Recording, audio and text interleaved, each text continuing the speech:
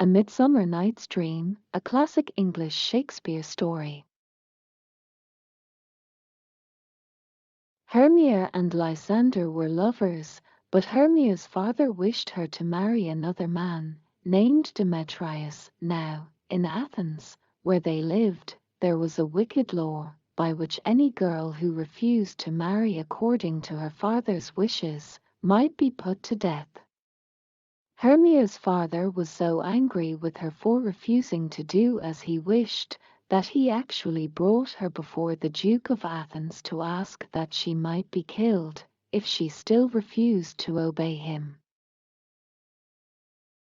The Duke gave her 4 days to think about it, and, at the end of that time, if she still refused to marry Demetrius, she would have to die. Lysander, of course, was nearly mad with grief, and the best thing to do seemed to him for Hermia to run away to his aunt's house at a place beyond the reach of that cruel law, and there he would come to her and marry her. But before she started, she told her friend, Helena, what she was going to do. Helena had been Demetrius' sweetheart long before his marriage with Hermia had been thought of, and being very silly, like all jealous people, she could not see that it was not poor Hermia's fault that Demetrius wished to marry her instead of his own lady, Helena. She knew that if she told Demetrius that Hermia was going, as she was, to the wood outside Athens, he would follow her, and I can follow him, and at least I shall see him, she said to herself. So she went to him, and betrayed her friend's secret. Now this wood where Lysander was to meet Hermia, and where the other two had decided to follow them, was full of fairies, as most woods are, if one only had the eyes to see them, and in this wood on this night were the king and queen of the fairies, Oberon and Titania. Now fairies are very wise people, but now and then they can be quite as foolish as mortal folk.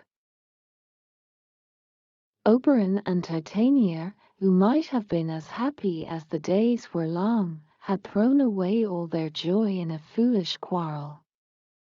They never met without saying disagreeable things to each other, and scolded each other so dreadfully that all their little fairy followers, for fear, would creep into acorn cups and hide them there. So, instead of keeping one happy court and dancing all night through in the moonlight as is fairies use, the king with his attendants wandered through one part of the wood, while the queen with hers kept state in another. And the cause of all this trouble was a little Indian boy whom Titania had taken to be one of her followers. Oberon wanted the child to follow him and be one of his fairy knights, but the queen would not give him up. On this night, in a mossy moonlit glade, the king and queen of the fairies met, ill met by moonlight. Proud Titania, said the king. What?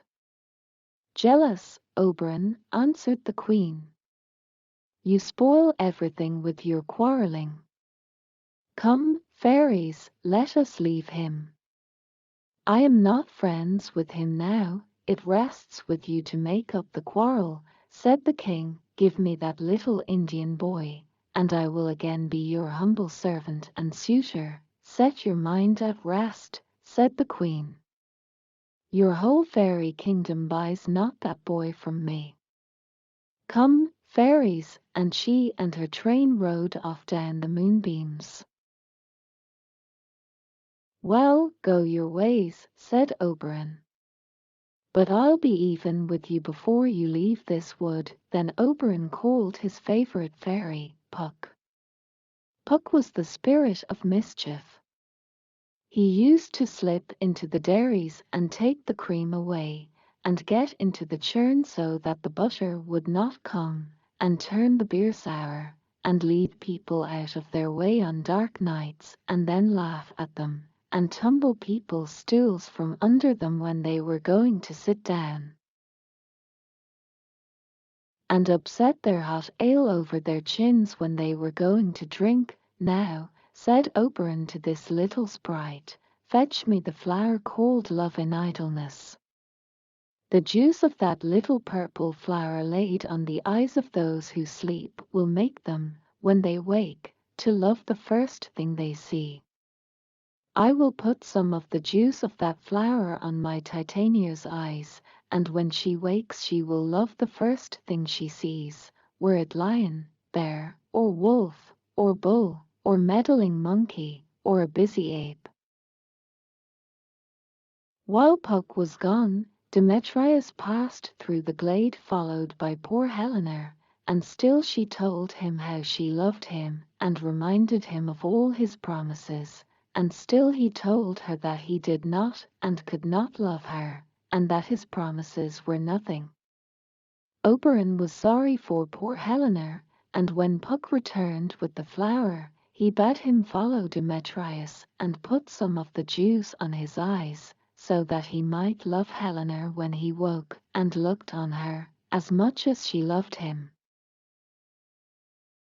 So Puck set off, and wandering through the wood found, not Demetrius, but Lysander, on whose eyes he put the juice. But when Lysander woke, he saw not his own Hermia, but Helena, who was walking through the wood looking for the cruel Demetrius, and directly Lys saw her he loved her and left his own lady, under the spell of the purple flower. When Hermia woke she found Lysander gone, and wandered about the wood trying to find him.